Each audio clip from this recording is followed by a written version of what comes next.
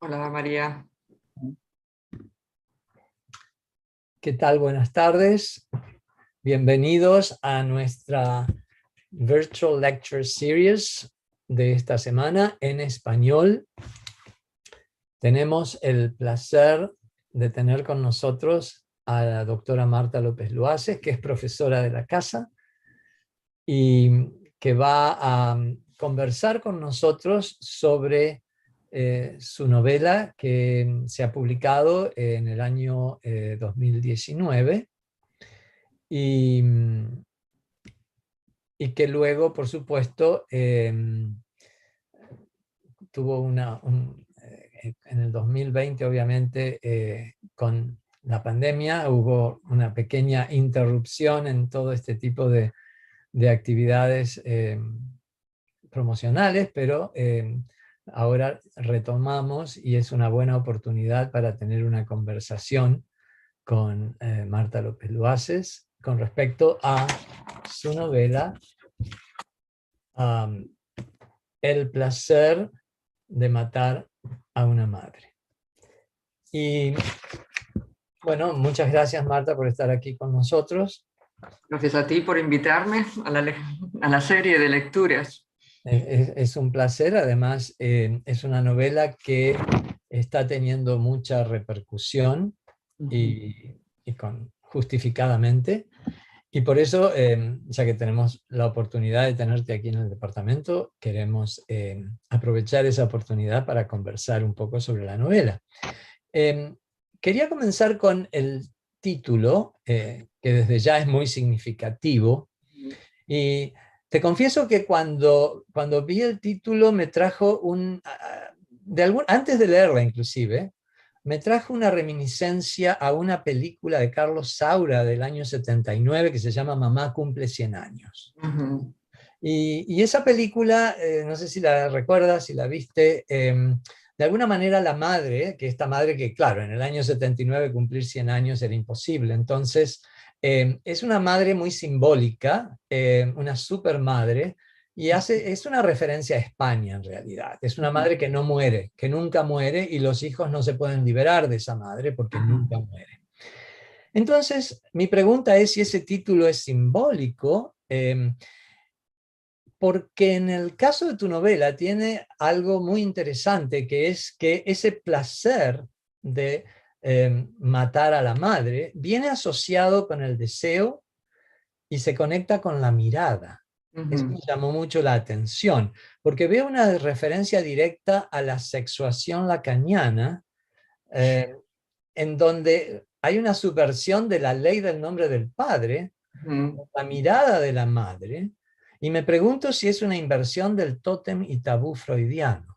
Obvio, y sí, es por eso el título, ¿no? La idea era hay que matar a la madre.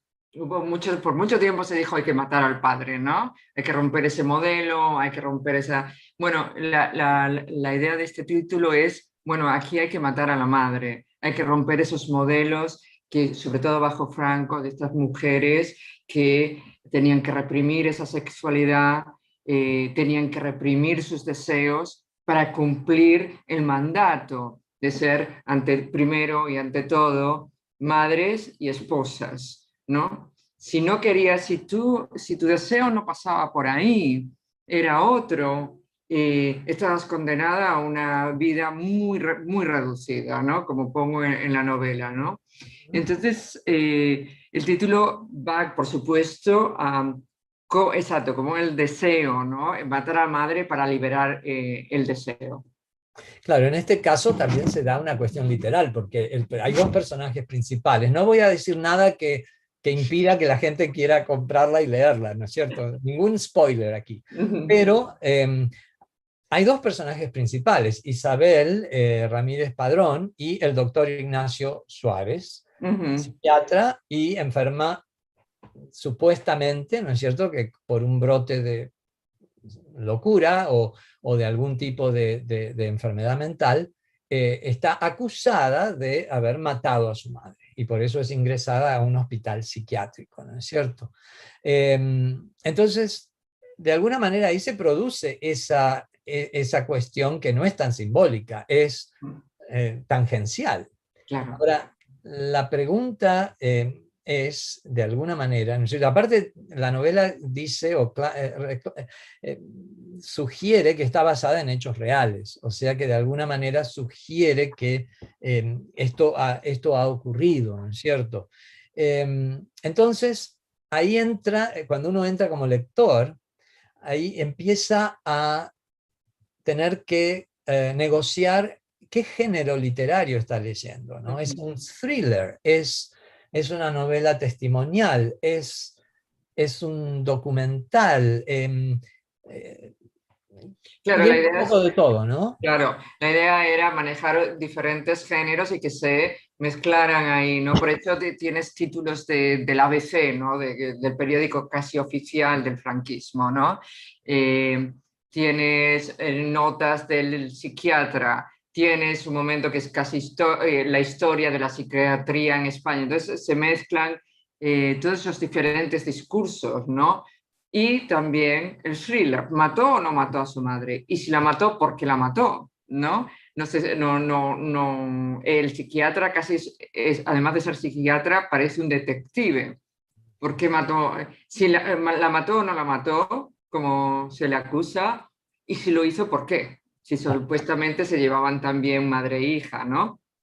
Entonces, sí, mezclo muchos subgéneros ahí, desde el romántico hasta el thriller y también diferentes tipos de discursos, ¿no? Para dar un ambiente de lo que era España entre 1972 y 1975. Vamos, va desde la muerte de Carrero Blanco, que era el presidente, ¿no? Bajo Franco y que es asesinado, y hasta la muerte de Franco en 1975, ¿no? Entonces, sí me basé en muchos hechos reales, quiero decir, hice toda una investigación y muchos de los secundarios, muchos de los personajes secundarios son hechos reales, ¿no? Mujeres que las metían en los psiquiátricos porque no entraban muy bien en lo que significaba ser mujer bajo Franco. Entonces estaban locas y como estaban locas había que meterlas en un hospital psiquiátrico. Y mismo las mismas familias eran las que los metían muchas veces, o el alcalde del pueblo, o lo que fuese, ¿no? El caso principal, el personaje principal que mata a la madre, o la acusan de matar a la madre, está basado muy libremente en un caso. Y leyendo varios de los casos que metían, se lee uno en donde está una mujer en un hospital psiquiátrico porque había sido acusada de matar a su madre. Y el que está escribiendo el caso duda que lo haya, que sea verdad, pero no puede, no sabemos si es verdad o mentira. Así que tomé ese caso para crear este personaje. Muy bien. Sí, inclusive es interesante porque hay un disparador, ¿verdad?, que ocurre en el primer capítulo y que es este psiquiatra, el doctor Suárez, que ve a Isabel muchos años después por televisión y ahí vuelve otra vez a refrescar su memoria con respecto al caso. Y ahí es donde se ven esos planos que mencionaste, o sea, la historia objetiva de recortes de periódico, las cintas documentales de la grabación de la terapia que tenía con el psicólogo, más este raconto de los dos personajes principales. Y algo que me llamó la atención y quería preguntarte es, hay una especie de omnisciencia en los personajes que va y viene, que a veces se confunde con un fluir de la conciencia. O sea, al estilo Virginia Woolf, por un lado, que está mencionada en la obra, inclusive, o también al estilo Miguel de Unamuno, cuando los personajes de la Nivola, ¿no? Los personajes de Exacto. Niebla Entonces, ¿sentiste en el proceso creativo que estos personajes empezaban a cobrar una vida propia y que se iban yendo de ese hilo narrativo que creaste? Claro, llega un momento en que eso es lo que pasa, que el personaje toma sobre la historia, ¿no? Por mucho que esté basado en ciertos hechos, los personajes se terminan creando a sí mismos, ¿no? La historia toma sobre uno y esos personajes empiezan a vivir esa historia y por eso también ese fluir de la conciencia, ¿no? Sobre todo cuando hay un psicólogo metido por el medio, ¿no? Es importante dejar que casi también como una forma de terapia para los personajes y para uno que está escribiendo sobre algo tan duro como personas que no deberían estar en el hospital psiquiátrico, pero los metieron para sacárselos de encima, punto, ¿no? Claro. Entonces, es un poco el dejar fluir un poco esa conciencia y, y como terapia, ¿no? Para todos los personajes y para uno que lo está escribiendo también. Claro, además la idea del lenguaje está presente, ¿no? El lenguaje y el cuerpo son dos conceptos que aparecen a lo largo de la historia. Bueno, claro, si el lenguaje, Lacan nos dice, ¿no? El lenguaje nos hace. Ujú, Ahora, entonces el lenguaje pone también los límites de nuestro horizonte cultural. Hasta dónde llega el lenguaje también llegamos nosotros en nuestras expectativas culturales. ujú, Y eso es lo que implica constantemente la novela está pidiendo un cambio de lenguaje, que el lenguaje tiene que cambiar, tiene que ser más flexible para que otras identidades puedan entrar, para que otras posibilidades de ser puedan entrar, primero tienen que entrar en el lenguaje. Y entonces ahí se rompe y se flexibiliza ese horizonte cultural y los potenciales seres pueden crecer y ser en esa sociedad, ¿no? Y ujú. eso es un poco lo que estaba pasando también en esa época. A través de los diferentes movimientos, tanto el movimiento, sobre todo el movimiento feminista, pero también empezaba el movimiento gay, aunque muy por debajo, también empezaban a empujar a que se empleara un lenguaje, por un lado, más respetuoso, pero por otro también traer lenguaje de otros, aún de otros idiomas para poder decir otras realidades que habían estado siempre clausuradas bajo esos casi 40 años de dictadura, ¿no? Claro, sí, es muy interesante el periodo que has escogido para que ocurra la historia, ¿no es cierto? Y cómo se va relacionando con distintos hechos específicos, puntuales, que ocurrían en España y en otros países también, como en Italia, por ejemplo, y que se reflejan en los recortes del periódico.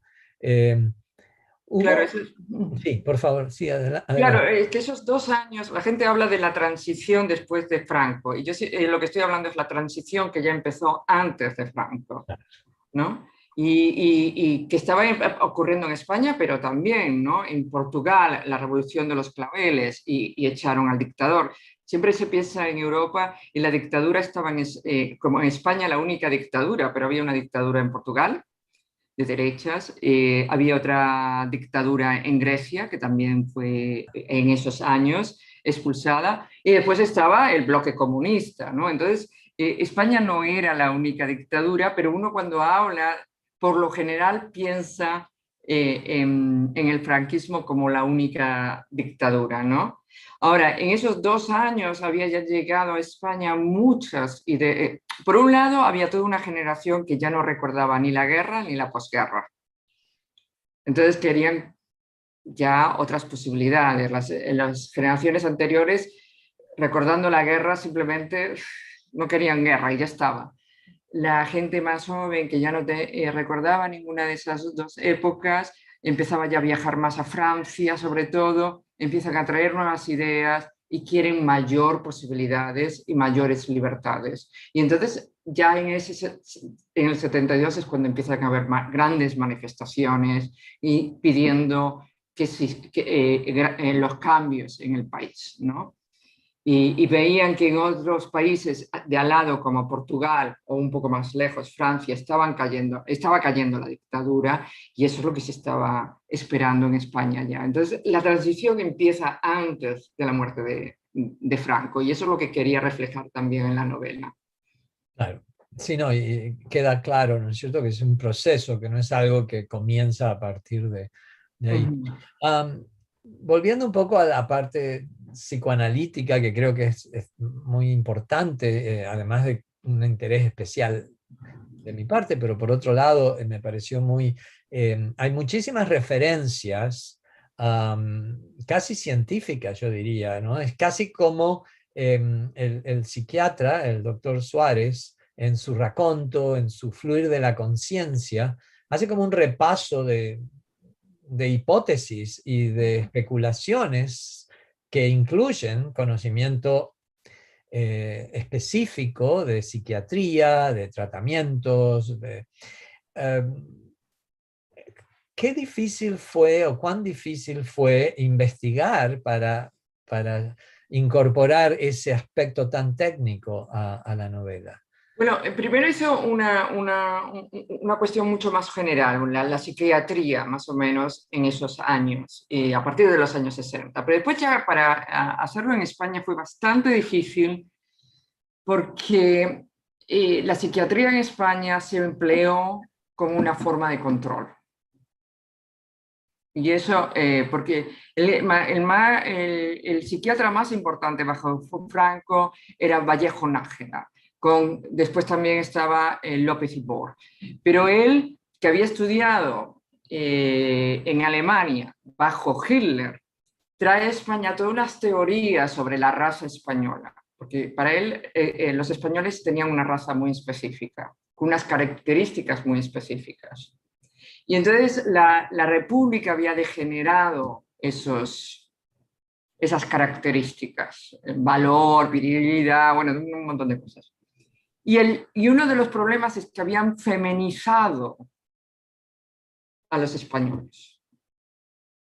Y uno de los problemas que Nájera veía, y lo cito, lo tuve que citar porque era genial, cuando uno lee ese te ahora se ríe que alguien haya creído eso, pero se enseñó, sus libros se enseñaron hasta que murió Franco, que el problema de las mujeres es que si no reprimían sus emociones, las emociones tomaban sobre su cuerpo y su cerebro y se volvían locas.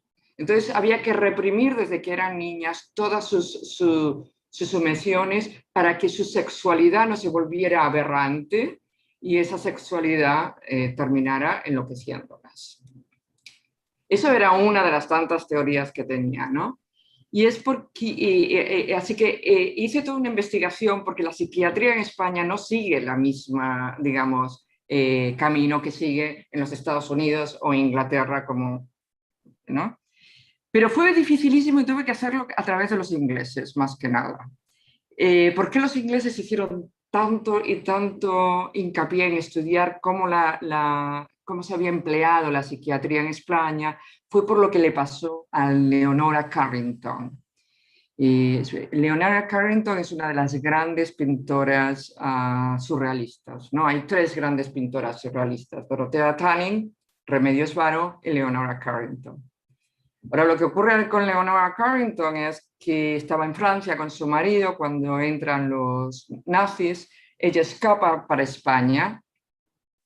El marido no puede salir, no le permiten salir porque era judío.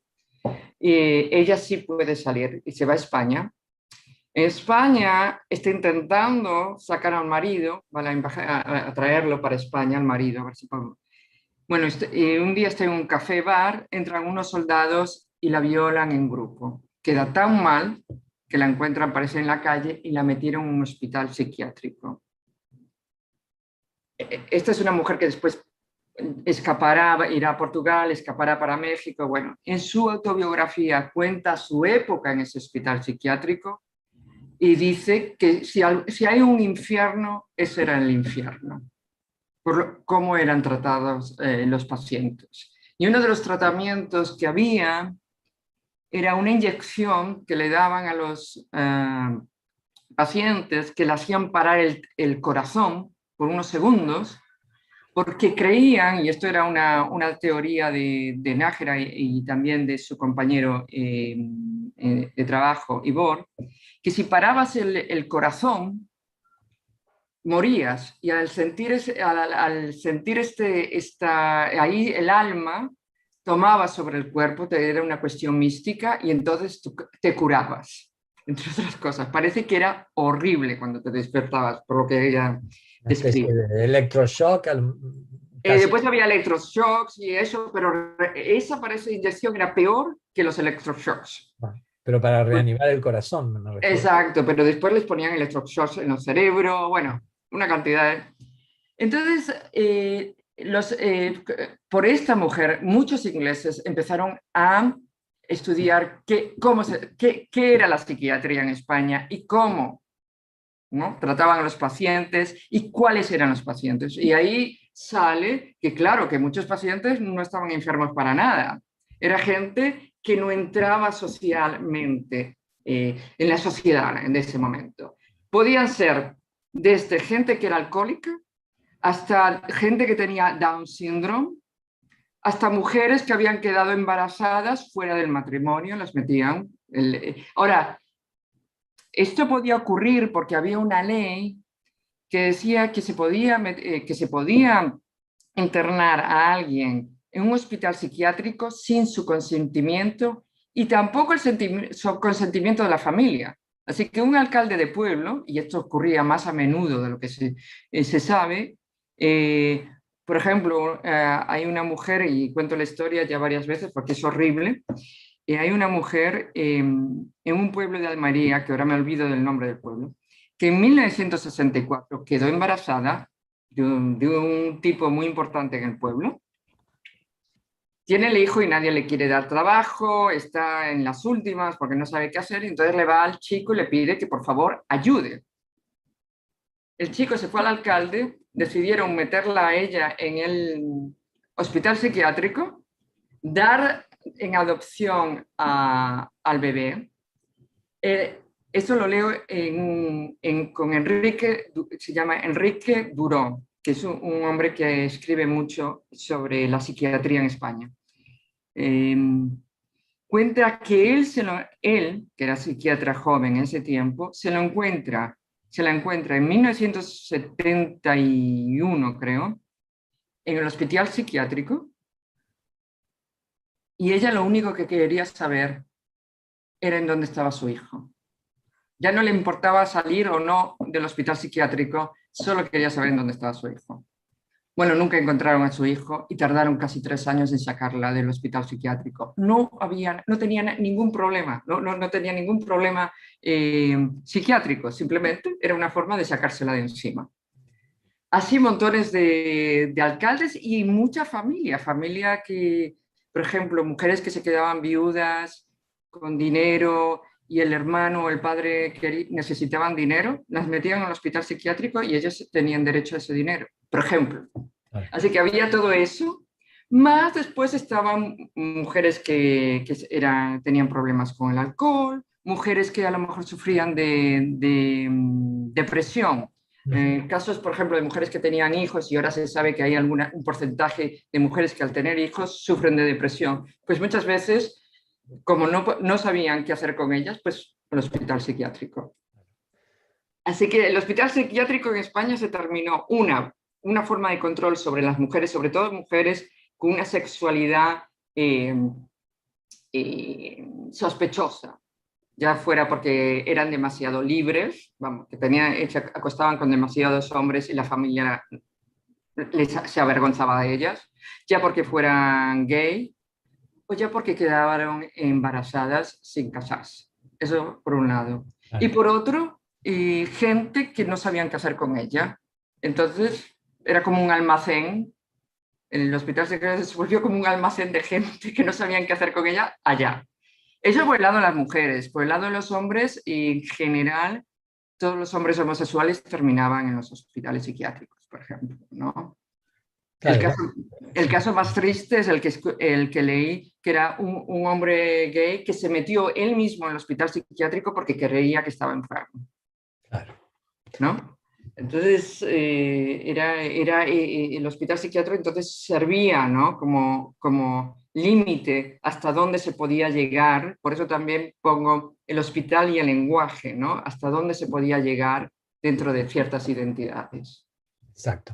Bueno, precisamente, y creo que esa es una de tus ¿cómo lo podemos llamar? Obsesiones o líneas en común en mucho de tu trabajo, no solamente en novelas, sino también en poesía. La idea del lenguaje, la idea del cuerpo, la idea de la marginalidad de y del no poder, o sea, del tener que reprimirse hacia una esquina, digamos, por una imposición de una superestructura. Eso ocurre en tu otra novela, Los Traductores del Viento, por ejemplo, que si bien trata más de los grupos de inmigrantes ilegales y es otra historia, quizás futurista, ¿no es cierto? Pero ocurre, digamos, está esa cuestión común, la opresión de las superestructuras al individuo, sea la iglesia, sea el gobierno, la marginalidad a través de mujeres o inmigrantes, personas que escapan a esas normas preconcebidas. Eh, Obviamente es un interés recurrente en tu obra. La pregunta de todo crítico que tiene la oportunidad de hablar con la autora sería ¿por qué? Y al mismo tiempo, o sea, ¿qué ves ahí que te da, digamos, un corpus literario? Y por otro lado, si hay otro proyecto que está en camino, que está siendo realizado, si sigue ese hilo temático o si te vas a otro lado en el futuro. Okay. Bueno, ahora estoy escribiendo una novela que trata sobre los feminicidios, así que no, me quedo, aún más fuerte, ¿no? Bueno, sí, yo creo que vivimos en un momento histórico donde creo que estamos en un momento histórico en donde hay que decidir, vamos a permitir las diferentes identidades, las diferentes posibilidades, seguir desarrollándose y ser, o las vamos a reprimir, ¿no? Y creo que eso ha polarizado mucho la sociedad, ¿no? Lo vimos con Trump, ¿no? Las cosas que decía a veces, pero había mucha gente que lo apoyaba, ¿no? Entonces, ¿cómo posibilitar este desarrollo, ¿no? Y muchas veces yo creo que lenguaje y cuerpo son uno, Ujú, ¿no? ujú. Solo puedes liberar el cuerpo con el lenguaje y solo puedes liberar el lenguaje con el cuerpo, ¿no? Si están... eh, eh, cuando uno habla por primera vez, se distingue de los demás, ¿sabe? Cuando dice yo, de repente ese yo se separa de el tú sea la madre, sea el hermano gemelo, sea lo que sea, ¿no? Y entonces empieza a desarrollar su identidad, sea cual sea. Sí, Pero hay todas unas estructuras que siempre están intentando limitar ese yo, claro, ¿no? E imponer otro yo, un yo con el que yo me siento más cómodo, claro. ¿no? Que no molesta. Que no molesta, exacto, que no me molesta socialmente, familiarmente, a mí, lo que sea, ¿no? Pero en el caso de Marta López Luaces, la escritora, yo veo que también hay un enriquecimiento de esa posición a partir de su experiencia o tu experiencia multilingüe y multicultural. O sea, la idea de que hay como un traslado de España o dentro de España, de Galicia, luego cómo Galicia se tiene que insertar o no dentro de un concepto mayoritariamente español, luego el traslado a Nueva York, que entre paréntesis, en alguna contraportada leí que esta novela se considera como una de las narradoras más progresistas de Nueva York, lo cual, bueno, felicidades por ese concepto, ¿no? Alguien en Penguin Random House de acá se lo dijo a alguien de Penguin Random House de allá, y yo quiero saber quién es que lo dijo, pero no me han dicho. Pero bueno, pero a lo que voy es a que creo que hay un valor en esa multiplicidad de identidades a las que uno se tiene que ajustar. Bueno, sí, pero la cuestión no es ajustarse. Ahí estoy. Hay exacto. Siempre que implica vivir en otras lenguas, en otros contextos culturales, sociales, en otros contextos de género, de identidad, implica un enriquecimiento, pero también un tener que negociar constantemente ¿Mm? ese idioma, esa cultura, ¿y desde dónde? Pero el problema es desde dónde puedes negociarlo, Claro. ¿no? ¿Lo negocias desde un lugar de iguales o lo negocias desde un segundo lugar? Y eso es parte de mi literatura, Claro. ¿no? Hoy en día nos hemos globalizado. Más y más poblaciones viven fuera de su propio contexto cultural, lingüístico. Ujú. La pregunta ahora es, ¿desde dónde les vamos a permitir vivir esa realidad? ¿No? Y creo que eso es la lucha entre los Trumps y los no Trumps. Claro. Trump, no, yo creo que los que si otros grupos con los que yo no me siento cómoda están en un segundo lugar, no me importa, pero es cuando quieren estar en el mismo lugar Claro. que ahí hubo la reacción. Bueno, aquí se lo llamaría asimilación, ¿verdad? O sea, la idea de ajustarse a las normas de la sociedad mayoritaria. Claro, Pero, pero exactamente en este momento es una cuestión evidente. Los grupos que quieren que su identidad pase a un plano igualitario, o sea que no sería, o sea, contra eso de la asimilación, sería la idea de la integración, la idea de la accesibilidad, digamos, ¿no es cierto? exacto. Bueno, yo creo en la accesibilidad. No sé si la asimilación tanto como la accesibilidad. ¿Qué queremos decir con asimilación?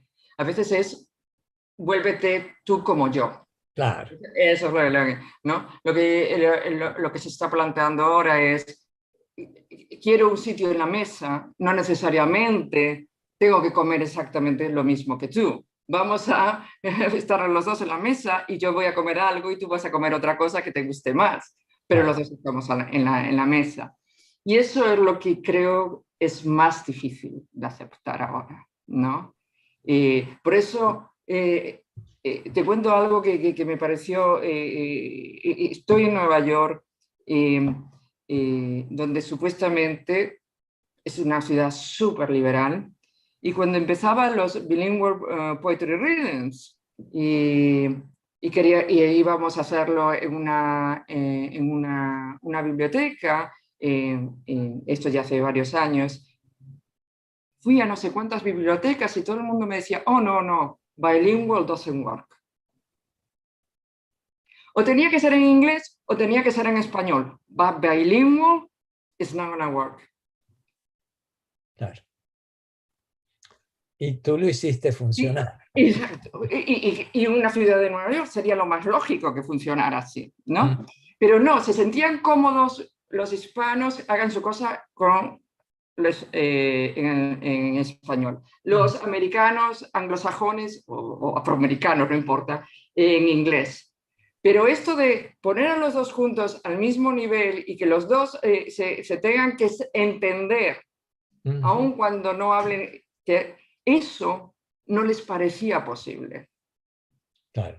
No van a venir ninguno. Oh, no, Americans, they're not going to come. Ninguno de los dos va a venir.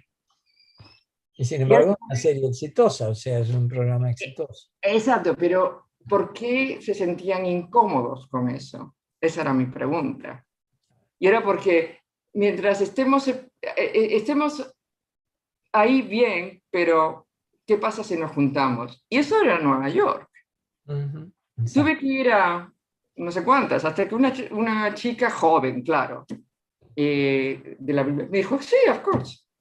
Ajá. Ya era otra, ya también es Calidad. generacional, Claro. no lo niego, ¿no? Pero quiero decir, eso es lo que creo que estamos pidiendo ahora.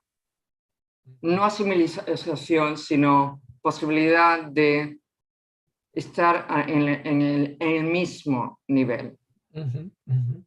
Am, y ya para ir cerrando y abrir a preguntas, que seguramente mucha gente va a tener muchos comentarios y muchas preguntas, em, ¿estás de acuerdo con la carátula o la rotulación de novela feminista para El placer de matar a una madre? ¿Ves un feminismo en esa novela o crees que es una exageración de No la creo que es etiqueta? feminista, porque yo pongo la problemática de la mujer en el 72, no hoy en día. Hoy en día las problemáticas serían otras, totalmente diferentes. Esta es una mujer que está siendo reprimida porque no, los padres no ponen todo su esfuerzo para que el hijo vaya a la universidad, pero ella, pues, aunque le guste, pues solo hay para uno ir a la universidad. Entonces la hija se queda en casa. Eso hoy en día en España ya no sería concebible.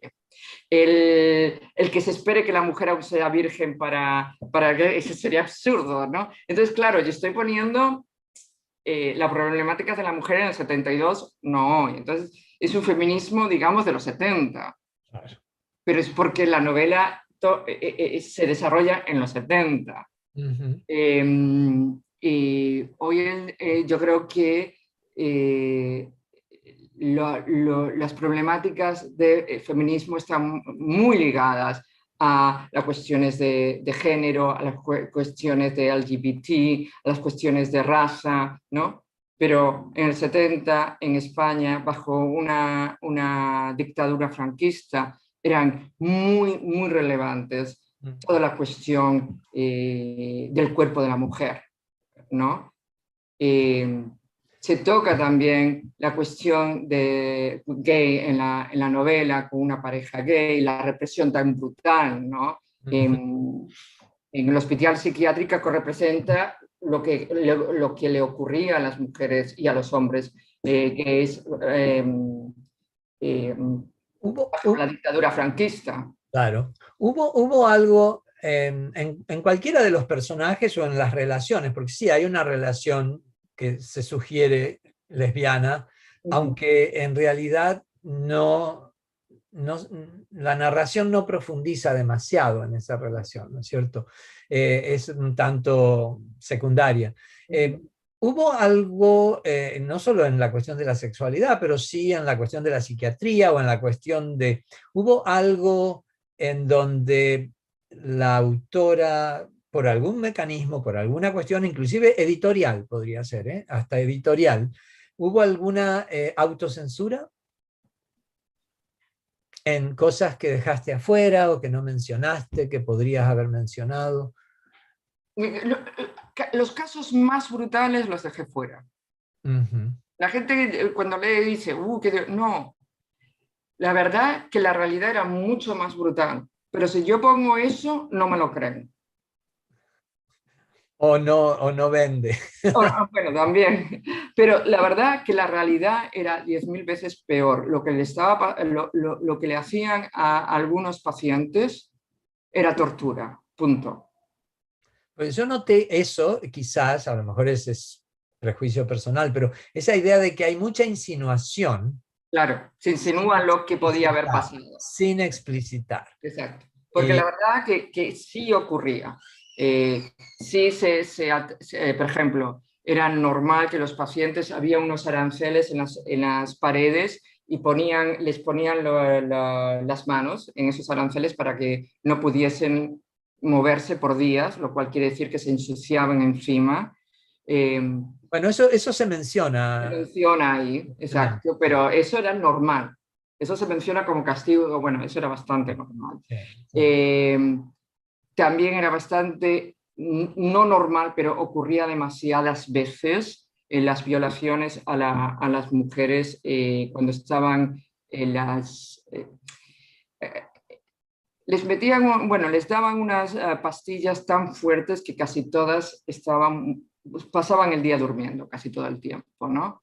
Y, y hoy sabemos que muchas fueron violadas. De hecho, quedaban embarazadas muchos casos. Y esos niños se daban en adopción, Bueno, ¿no? esa es otra temática que no la tocamos, pero que está presente en la novela también, ¿no es cierto? O sea, la adopción ilegal, digamos, de niños. Bueno, claro, el problema es que en España los hijos y las hijas de las republicanas se dieron en adopción, en muchos casos, a familias, bueno, el gobierno se los saca y se los da a familias simpatizantes del gobierno. Lo que ocurrió luego, ya después de esa época de los años 40, ya empezando a mediados de los 50, es que se cree, pero no se sabe porque nunca se ha investigado bien, que de repente se crea un sistema donde hay unos médicos, parece que hay una monja también metida por el medio, que le dicen a las mujeres que su hijo nace muerto y dan o venden esos niños en adopción. Bueno, en los hospitales psiquiátricos obviamente ocurría algo similar. Claro, claro. Bueno, y para concluir, cierro con una frase que creo que es una de las frases más feministas de la obra, precisamente porque Isabel es la que la dice y le da agencia, y la dice 2 veces, pero la dice al cerrar, cuando dice: ¿qué te parece si entre los dos escribimos lo que fue nuestra historia? O sea que yo creo que ese cierre le da el toque feminista que la novela tiene. Así que bueno, ¿qué tal si abrimos a comentarios, a preguntas? Yo tengo un comentario, una pregunta. No me he leído, Marta, la novela todavía, pero estoy deseando hacerlo, y más después de estos comentarios tuyos y de lo interesante que puede resultar. Me preguntaba si por la mezcla de géneros que hay, de suspense, de romántico, se ha planteado llevarla a la gran pantalla, no sé, como una película o una miniserie de Netflix, ahora que se llevan tanto las miniseries de Netflix españolas, con este componente de thriller, de investigación, de búsqueda de los personajes. Pues antes de que pasara la pandemia, mi agente estaba hablando con una directora de cine muy famosa, por cierto, pero estaban hablando de hacer una serie. Exacto. Y estaban hablando ya bastante seriamente que estaban, quién iba a escribir las series y todo eso, pero llegó la pandemia y todo eso se paró y cayó un poco en el silencio. Por eso vamos a ver qué pasa ahora cuando la pandemia se termine de una vez, si esto se retoma. Ahora es lo que estoy hablando con mi agente, que retome eso. Sí. Sería una excelente, yo creo que sería una excelente serie. Sí. Pero ahí yo tengo un libro sobre de Miller, Jonathan Miller, sobre adaptación. O sea, sí, eso es, exacto. Esa es debe ser adaptada para que, porque son 2 lenguajes diferentes, ¿no? Sí, y bastante diferentes, la verdad. Sí. ¿Algún otro comentario? Yo, una pregunta. Sí. ¿Qué te llevó o inspiró a escribir sobre esto que estaba pasando en el tiempo de Franco y en los 70? Pues una sugerencia fue de una estudiante. Estaba enseñando un curso en Gender Studies. Y en un curso estábamos hablando del control y todo esto, y las dictaduras y el control sobre las mujeres y tal. Entonces yo planteé una pregunta que dije, bueno, ¿cómo las dictaduras, cualquier dictadura, es capaz de controlar la mitad de la población, que somos las mujeres, la mitad de la comunidad, y prohibirle trabajar y meterlas en la casa y no permitirles ir a la universidad, lo que sea, ¿no? ¿Cómo controlan la mitad de la población y las convencen, ¿no?, de este estilo de vida? Entonces yo me imaginé que ya dirían la familia, la escuela, y eso es lo que dijeron, la familia, la escuela, y una dijo hospitales psiquiátricos, y eso no me lo esperaba para nada. ¿What? Entonces me dijo, ella es de padres chilenos. Y me dijo, sí, en Chile, bajo Pinochet, a las mujeres, si por ejemplo usaban minifaldas, no las llevaban a la cárcel, las metían en el hospital psiquiátrico porque estaban locas. Si usabas un maquillaje o algo muy provocativo, no te llevaban, te tildaban de loca y te metían en el hospital psiquiátrico. Y entonces una estudiante de ascendencia china me dice, mi abuela me dice lo mismo, que las mujeres que no eran buenas chinas, if you were not a good Chinese woman, te metían en el hospital psiquiátrico también. Entonces, el hospital psiquiátrico les ha servido mucho a las dictaduras de cualquier signo para controlar a las mujeres. Entonces, claro, se corre la voz, uy, si estás loca, te meten en el hospital psiquiátrico. ¿Qué quiere decir estar loca? Pues no vestir como todo el mundo, no actuar como todo el mundo, no querer lo mismo que todo el mundo. Lo que es normal es ser como los demás. Y por lo tanto, si las demás mujeres no llevan minifalda, tú tampoco puedes llevar minifalda. Si las demás mujeres se casan a los 18 años y tú te casas a los 18, o si no, eres una loca. Entonces, el hospital psiquiátrico le ha servido como una forma de represión, pero a diferencia de la cárcel, no se ve como una forma de represión, sino como una forma de curarlas. Entonces es mucho más efectivo. Por ejemplo, en España, cuando había una oposición política, a los hombres en general los metían en las cárceles. Lo que no se sabe es que muchas veces a las mujeres las terminaban en los hospitales psiquiátricos. Y déjame decirte que los hospitales psiquiátricos eran mucho peor que las cárceles. Lo que le hacían en los hospitales psiquiátricos a esos pobres pacientes no se lo hacían a los que estaban en la cárcel. De hecho, Enrico Duro cuenta una historia de que hay un chiquillo que había robado y que tenía problemas más bien emocionales. Y le ruega al juez que por favor lo meta en la cárcel y no lo mande al hospital psiquiátrico.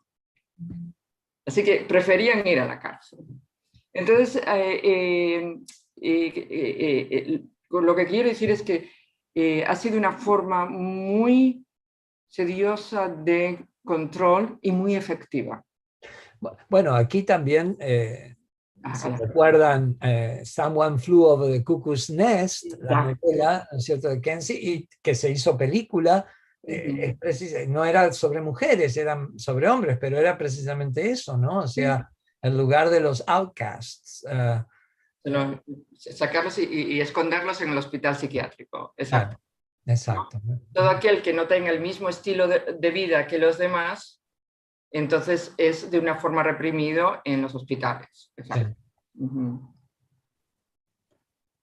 Muy bien. ¿Otro comentario? Yo tengo una pregunta. Sí.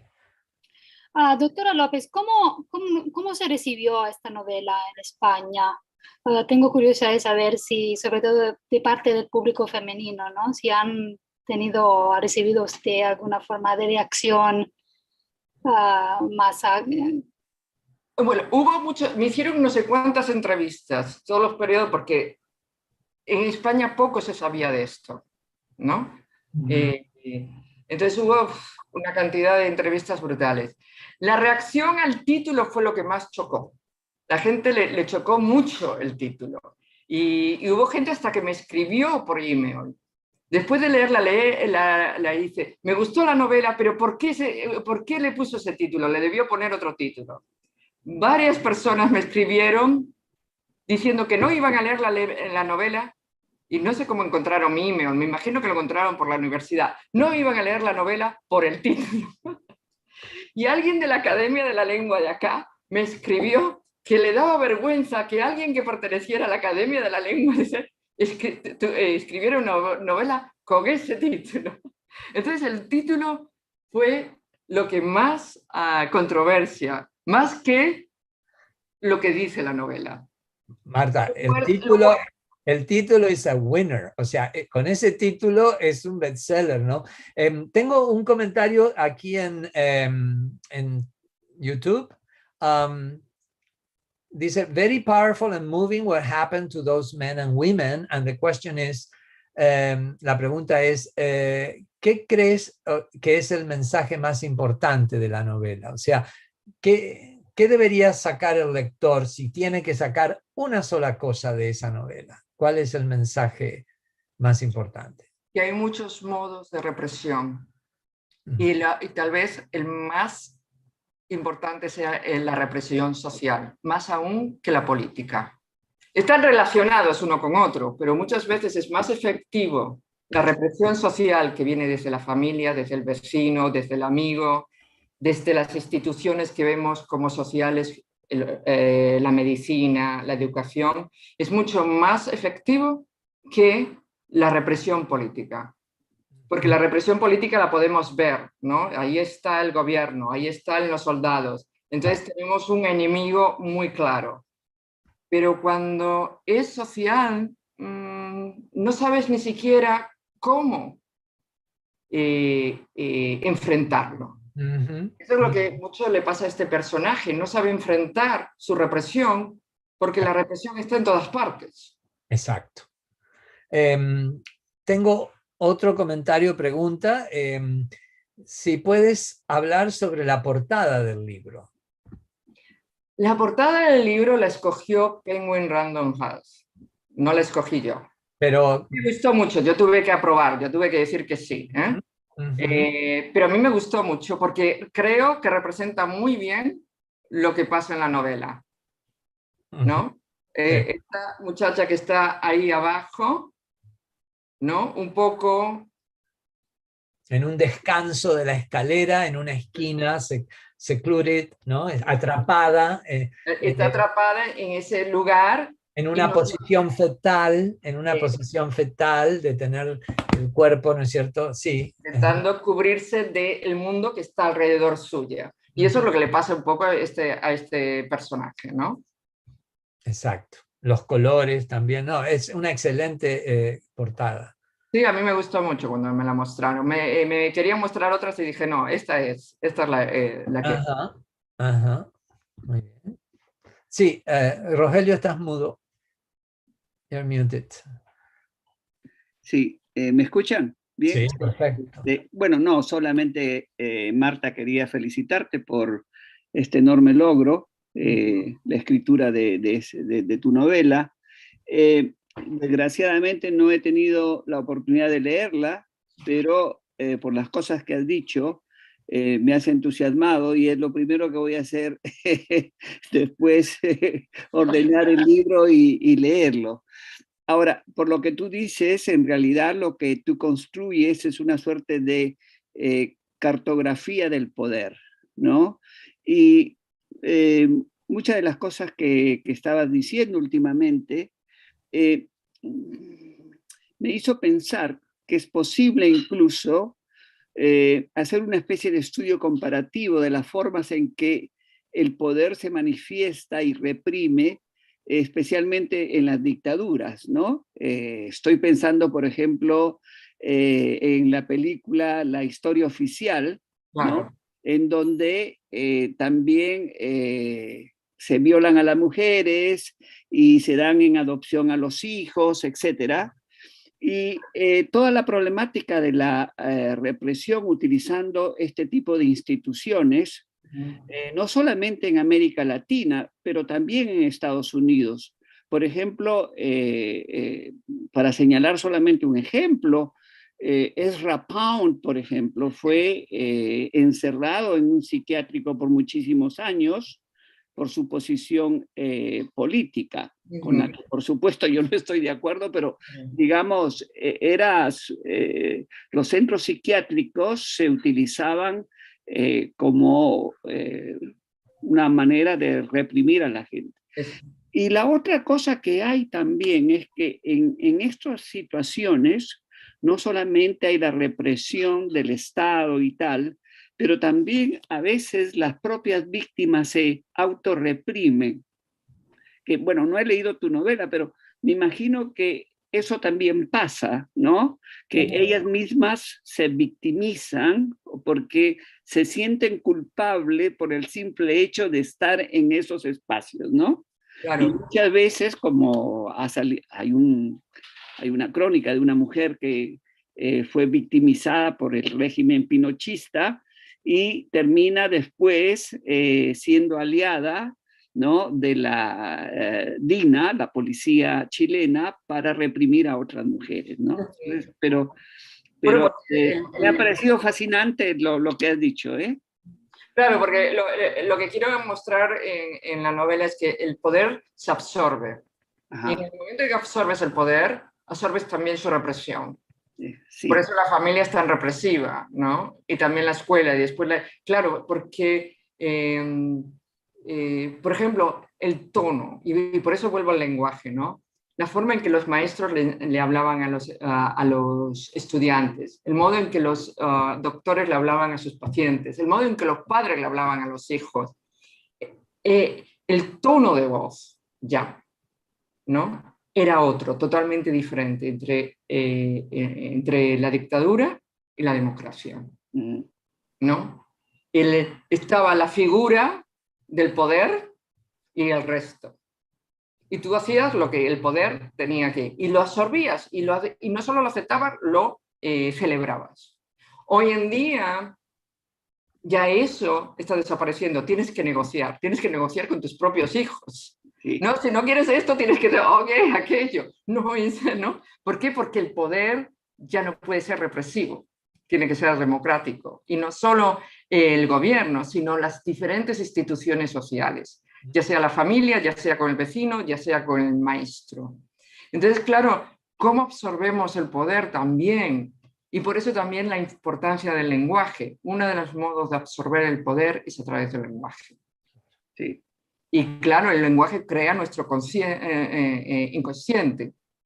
El poder represivo se vuelve nuestro propio inconsciente. Y eso es lo que ves en muchos pacientes, que se reprimían a sí mismos, ¿no? Claro.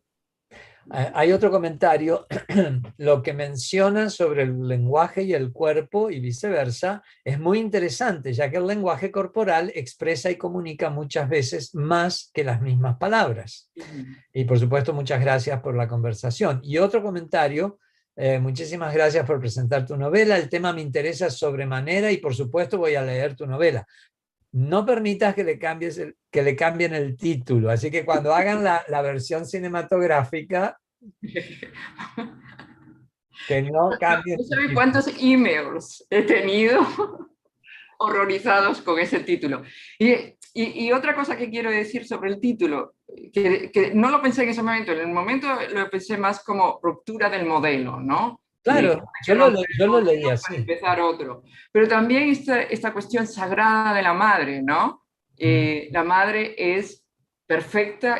Entonces aquí está una madre con sus defectos. Es un ser humano.